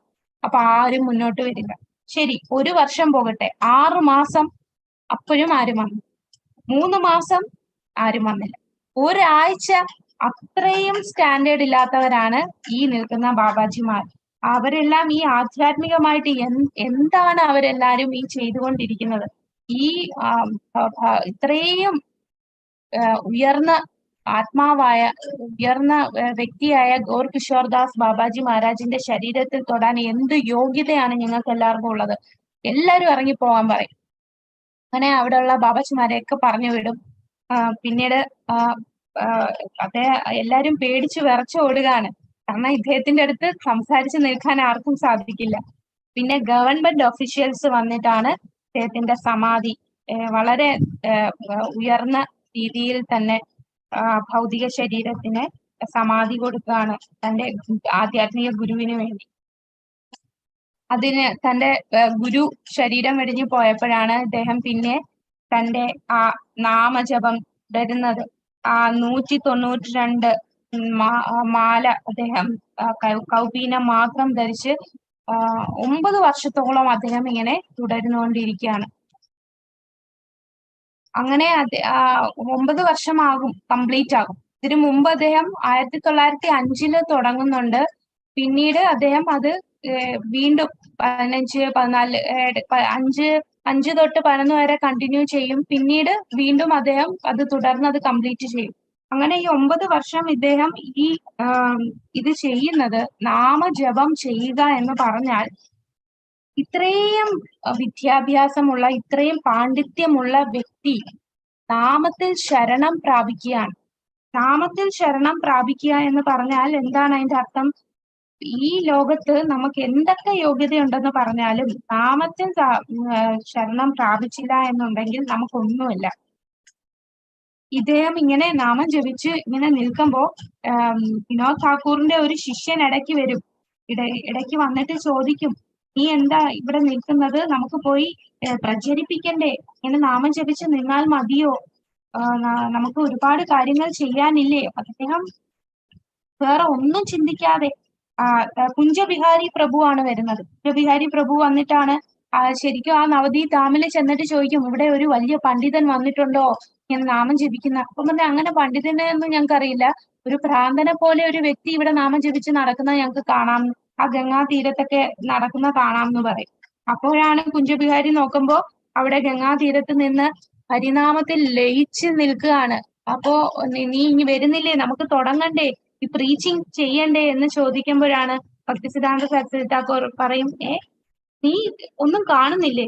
എല്ലാരും ഇവിടെ ചുറ്റിനും നിൽക്കുകയല്ലേ? കണ്ടില്ലേ ഗോർ നിത്തായി നിൽക്കുന്നു, പഞ്ചതത്വ എല്ലാരും ഇവിടെ നിൽക്കുന്ന കണ്ടില്ലേ? നമ്മളെല്ലാരും നാമസങ്കീർത്തനം ചെയ്തോണ്ടിരിക്കുകയല്ലേ എന്ന് പറഞ്ഞിട്ട് ഉടനെ ഗംഗയിൽ ചാടുന്നു. അപ്പൊ കുഞ്ചുബിഹാരി പ്രഭു ആകെ വിഷമിച്ചു. ഇനി ഇവൻ എപ്പോഴാണ് തിരിച്ചു വരിക? അങ്ങനെ വിഷമിച്ചു പോകുന്ന ഒരു ഘട്ടം ഉണ്ടായിരുന്നു. പിന്നീടാണ് നമ്മുടെ സിദ്ധാന്ത സരസ്വതിക്ക് ഒരു സ്വപ്നത്തില് ജഗന്നാഥ് ദാസ് ഗോസ്വാമി, പഞ്ചതത്വ, ഭക്തി വിനോദ് ഠാക്കൂർ, തന്റെ ഗുരുവായിട്ടുള്ള ഗോർ കിഷോർ ദാസ് ബാബാജി, ആചാര്യന്മാര് എല്ലാരും വന്ന് അദ്ദേഹത്തിന്റെ സ്വപ്നത്തിൽ വന്നിട്ട് പറയും, ഇനി നിനക്ക് തുടങ്ങാം, ആരംഭിക്കാം, നിന്റെ മിഷൻ ആരംഭിക്കാൻ സമയമായി, നീ കോൺഫിഡന്റ് ആയിട്ടിരിക്കും, നീ റെഡി ആയി കഴിഞ്ഞു, നീ ചൈതന്യ മഹാപ്രഭുവിന് സേവനം ചെയ്യാൻ തുടങ്ങിക്കോളൂ, ധാമിൽ പോകൂ, നീ ഗൗരവാണി പ്രചരിപ്പിക്കൂ എല്ലായിടത്തും, നീ ഒന്നുകൊണ്ട് പേടിക്കണ്ട, ഒന്നിലും നീ വിഷമിക്കേണ്ട ആവശ്യമില്ല, ഞങ്ങൾ എല്ലാരും നിന്റെ കൂടെയുണ്ട്, നീ മുൻപോട്ട് പോകൂ, നിനക്ക് ഇപ്പൊ തന്നെ ആരംഭിക്കാൻ നീ റെഡി ആയി കഴിഞ്ഞു. അങ്ങനെ അത്രയും വർഷം അദ്ദേഹം ചെയ്ത ആ നാമജപം, 100 കോടി നാമം അദ്ദേഹം ജപിച്ചതിന് ശേഷമാണ് അദ്ദേഹം പിന്നെ ഈ പ്രീച്ചിങ് ചെയ്യാനായിട്ടും മഠം സ്ഥാപിക്കാനും ഒക്കെ അദ്ദേഹം തുടങ്ങുന്നത് അപ്പോഴാണ്. അപ്പൊ ഈ ഒരു സ്വപ്നം വന്നതിന് ശേഷം അദ്ദേഹം മനസ്സിലാവും, ഞാൻ റെഡിയായി. അങ്ങനെ ഉടൻ തന്നെ അദ്ദേഹം കുഞ്ചബിഹാരിയുടെ വീട്ടിലേക്ക് ചെല്ലും. അവിടെ ഡോറില് മുട്ടിയിട്ട് പറയും, ശരി ബാ, നമുക്ക് രജിസ്റ്റർ ചെയ്യാം. അങ്ങനെ അന്ന് തന്നെ പോയി ഗൗഡിയ മഠം രജിസ്റ്റർ ചെയ്യാണ്, പ്രീച്ചിങ് പ്രചാരണം ചെയ്യാൻ സ്റ്റാർട്ട് ചെയ്യാണ്. അതാണ് ഭക്തി സിദ്ധാന്ത സരസ്വതി ഠാക്കൂർ. അങ്ങനെ ഗൗഡിയ മഠം രജിസ്റ്റർ ചെയ്തു, എല്ലാ മിഷനും അവിടെ തുടങ്ങുകയാണ്. അപ്പൊ അദ്ദേഹം പ്രിപ്പയർ ചെയ്യുമായിരുന്നു. നമുക്കറിയാം, ശ്രീല പ്രഭുപാദർ 69-ാമത്തെ വയസ്സിൽ അദ്ദേഹം അമേരിക്ക പോയി. അത്രയും നാൾ അദ്ദേഹം എന്തായിരുന്നു ചെയ്യുന്ന? ഇതിനുള്ള പ്രിപ്പറേഷനിലായിരുന്നു. ആ പ്രവർത്തനം, ആ പ്രിപ്പറേഷൻ, അത് തന്നെയാണ് ഇവിടെ ഭക്തി സിദ്ധാന്ത സരസ്വതി ഠാക്കൂറും. ആ 9 വർഷം അദ്ദേഹം നാമം ജപിക്കുകയാണ്. ആ നാമത്തിൽ അദ്ദേഹം അഭയം തേടി. നമുക്ക് ഈ ആചാര്യന്മാരുടെ 0.0001% പോലും യോഗ്യതയില്ല. എന്നിട്ടും നമ്മൾ വിചാരിക്കുമോ, ഞാൻ എല്ലാം തികഞ്ഞു, 16 മാലയൊക്കെ ഞാൻ ജപിക്കുന്നുണ്ട്, 4 യമനിയമങ്ങളൊക്കെ പാലിക്കുന്നുണ്ട്, നമ്മളെല്ലാം തികഞ്ഞവരാണ് എന്നുള്ള അഹങ്കാരമാണ് നമുക്ക്. പക്ഷെ നമ്മള് ഈ ആചാര്യന്മാരെ കുറിച്ച് പഠിക്കുമ്പോഴാണ് മനസ്സിലാകുന്നത്, നമ്മൾ അതില് എത്ര ശതമാനം പോലും നമ്മൾ ചെയ്യുന്നില്ല എന്ന്. ഇത്രയും പാണ്ഡിത്യമുള്ള, ഇത്രയും ഇന്റലിജന്റ് ആയിട്ടുള്ള, ജീനിയസ് ആയിട്ടുള്ള ഭക്തി സിദ്ധാന്ത സരസ്വതി ഠാക്കൂർ, അദ്ദേഹം ഹരിനാമത്തിൽ അഭയം തേടി. അപ്പൊ ആ ഹരിനാമം മാത്രമേ ഉള്ളൂ നമുക്ക് ഈ കലിയുഗത്തിൽ അഭയം തേടാൻ. അത്രയും ആത്മാർത്ഥമായിട്ട് നമ്മൾ ആ നാമത്തിൽ അഭയം തേടിയാൽ മാത്രമേ നമുക്ക് ഭഗവാനിലെത്താൻ സാധിക്കൂ. ശ്രീല പ്രഭുപാദറും ഈ അമേരിക്കയിൽ പോകുന്നതിന് മുമ്പ് വർഷങ്ങളായിട്ട് അദ്ദേഹം ഇതിൽ തന്നെ അഭയം തേടി നിൽക്കുകയാണ്. അദ്ദേഹം തന്റെ ബുക്ക് എല്ലാം ട്രാൻസ്ലേറ്റ് ചെയ്യാനും എല്ലാം അദ്ദേഹം നാമം ജപിച്ച് തന്റെ ആചാര്യന്മാരോട് ആ കാരുണ്യത്തിന് വേണ്ടി കരഞ്ഞ് അപേക്ഷിക്കുകയായിരുന്നു. അപ്പൊ അതേപോലെ നാമം ജപിച്ചാൽ മാത്രമേ നമുക്ക് ആ നാമം അത്രയും ആത്മാർത്ഥമായിട്ട്, മറ്റു ചിന്തകളൊന്നും വരാതെ, നമുക്ക് നാമം ജപിക്കുമ്പോൾ പല പല ചിന്തകളാണ് മനസ്സിൽ വരുന്നത്, വീട്ടുകാര്യങ്ങൾ, നാട്ടുകാര്യങ്ങൾ, ജോലിയിലുള്ള കാര്യങ്ങൾ, അതൊന്നും വരാതെ നാമത്തിൽ മാത്രം ശ്രദ്ധിച്ച് നാമം ജപിക്കൂ. എന്നാലേ നമുക്ക് ആധ്യാത്മികമായിട്ടുള്ള പുരോഗതി വരികയുള്ളൂ. അത്രയും ശ്രദ്ധയോട് നാമം ജപിച്ചത് ഇത്രയും വലിയ ആചാര്യന്മാർ നയന മഞ്ജരി, നിത്യസിദ്ധ മഞ്ജരിമാരാണ്, നിത്യസിദ്ധസാണ്. അവര് നമുക്ക് കാണിച്ചു തരികയാണ് എന്താണ് നമ്മള് ബാലാതെ ഭൗതികമായിട്ടുള്ള ഒരു സ്റ്റാറ്റസും നമുക്ക് ഒന്നുമല്ല. അതാണ് നമുക്ക് ഇതിൽ നിന്ന് മനസ്സിലാക്കാൻ സാധിക്കുന്നത്. അങ്ങനെ ആചാര്യന്മാരുടെ എല്ലാ അനുഗ്രഹം കിട്ടിയിട്ട് അദ്ദേഹം തന്റെ ആ ദൗത്യം തുടങ്ങുകയാണ്. കാരണം അദ്ദേഹം ഒറ്റയ്ക്കേ ഉള്ളൂ ഇപ്പോ, തന്റെ പിതാവുമില്ല, തന്റെ ഗുരുവുമില്ല. അങ്ങനെ ഒറ്റയ്ക്ക് അദ്ദേഹം ഈ ഒരു ദൗത്യത്തിലേക്ക് പോകുന്നു. അപ്പോ 1918 മായാപൂരിൽ അദ്ദേഹം സന്യാസം സ്വീകരിക്കുന്നു. സന്യാസം സ്വീകരിക്കുക എന്ന് പറഞ്ഞാൽ അദ്ദേഹത്തിന്റെ ഗുരു ഇല്ല, ഗുരു ശരീരം വെടിഞ്ഞു പോയി. അപ്പൊ ഗുരുവിന്റെ ഒരു ചിത്രം വെച്ചു, ഫോട്ടോ വെച്ചിട്ട് അതിനു മുമ്പിൽ ഇരുന്നാണ് അദ്ദേഹം സന്യാസം സ്വീകരിക്കുന്നത്. അങ്ങനെയാണ് പേര് ഭക്തി സിദ്ധാന്ത സരസ്വതി ഗോസ്വാമി മഹാരാജ് എന്ന സന്യാസ പദവി സ്വീകരിക്കുന്നത്. അപ്പൊ സിദ്ധാന്ത സരസ്വതി എന്നുള്ള പേര് നേരത്തെ ഉണ്ടായിരുന്നു. ഇപ്പൊ സന്യാസം സ്വീകരിച്ചതിന് ശേഷം അദ്ദേഹത്തിന്റെ പേര് ഭക്തി സിദ്ധാന്ത സരസ്വതി ഗോസ്വാമി മഹാരാജ് എന്ന നാമം മാറ്റി. അതേസമയം തന്നെ അദ്ദേഹം തന്റെ ആദ്യ വൈഷ്ണവ ആശ്രമം ശ്രീധാം മായാപൂരിൽ ചൈതന്യ മഠം സ്ഥാപിച്ചു. അത് അദ്ദേഹത്തിന്റെ പ്രബോധന ആസ്ഥാനമായി മാറി. ആ വർഷത്തിന്റെ അവസാനത്തിൽ ഒരു പ്രശസ്തമായ മതസംഘടനയിലെ ഒരു പ്രധാന വ്യക്തി ശ്രീല ഭക്തി സിദ്ധാന്ത സരസ്വതി താക്കൂറിനെ കണ്ടുമുട്ടി. അദ്ദേഹത്തിന്റെ പരിശുദ്ധിയുടെ ശക്തിയിൽ ആകൃഷ്ടനായി അദ്ദേഹം ഉടൻ തന്നെ ഒരു ശിഷ്യനാകാൻ അപേക്ഷിച്ചു. മായാപൂരിലും കൽക്കട്ടയ്ക്കും ഇടയിൽ അദ്ദേഹം ശ്രീല ഭക്തി സിദ്ധാന്തയുടെ ഗതാഗതം ക്രമീകരിക്കുകയും ചൈതന്യയുടെ പ്രബോധനങ്ങൾ വിപുലീകരിക്കുന്നതിനായി കൽക്കട്ടയിൽ അദ്ദേഹത്തിന് ചെറിയ വീട് വാടകയ്ക്ക് കൊടുക്കുകയും ചെയ്തു.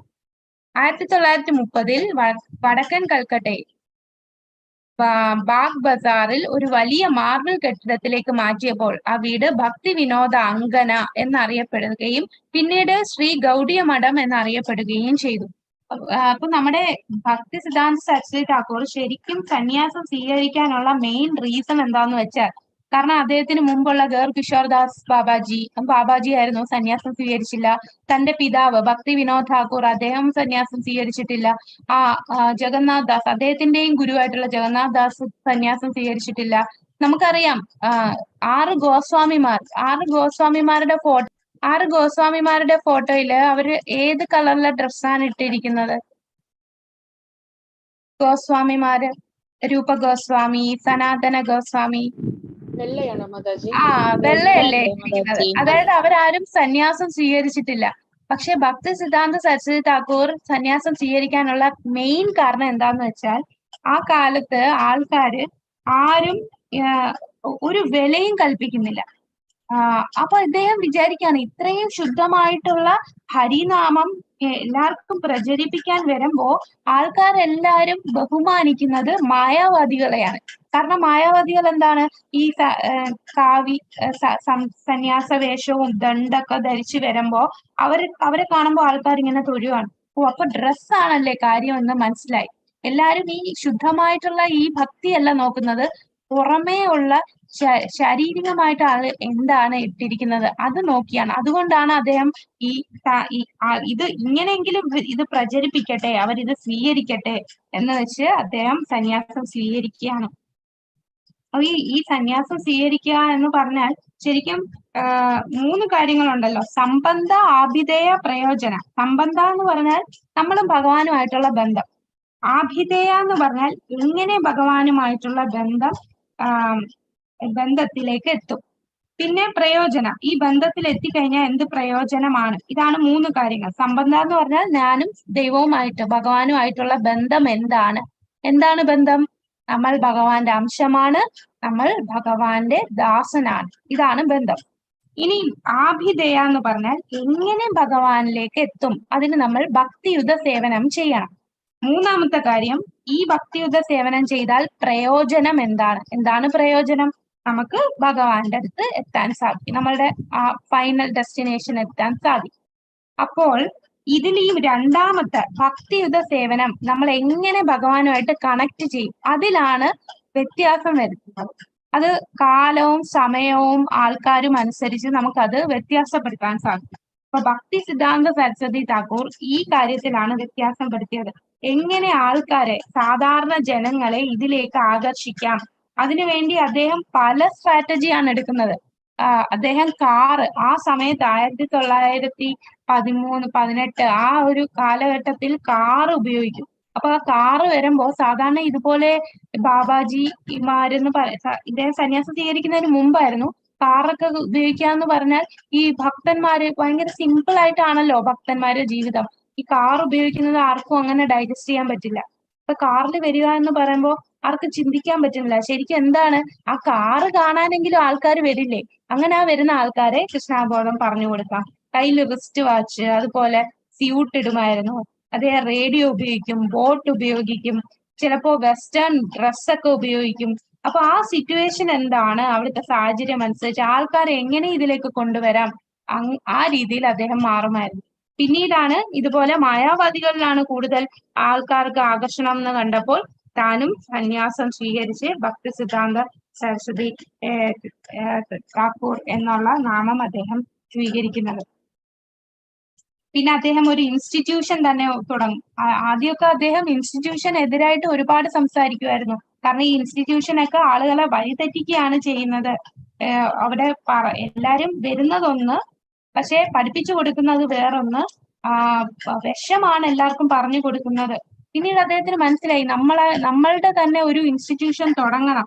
അങ്ങനെയാണ് അദ്ദേഹം ഗൗഡിയ മഠം തന്നെ ഓർഗനൈസ് ചെയ്യുന്നത്. അവിടെ വന്ന് എല്ലാവരുടെ ചേർന്ന് ഒറ്റക്കെട്ടായിട്ട് ഒരുപാട് ആൾക്കാർ നിന്നാലേ ഈ കൃഷ്ണാബോധം ഒരുപാട് ആൾക്കാരിൽ എത്തിക്കാൻ സാധിക്കൂ.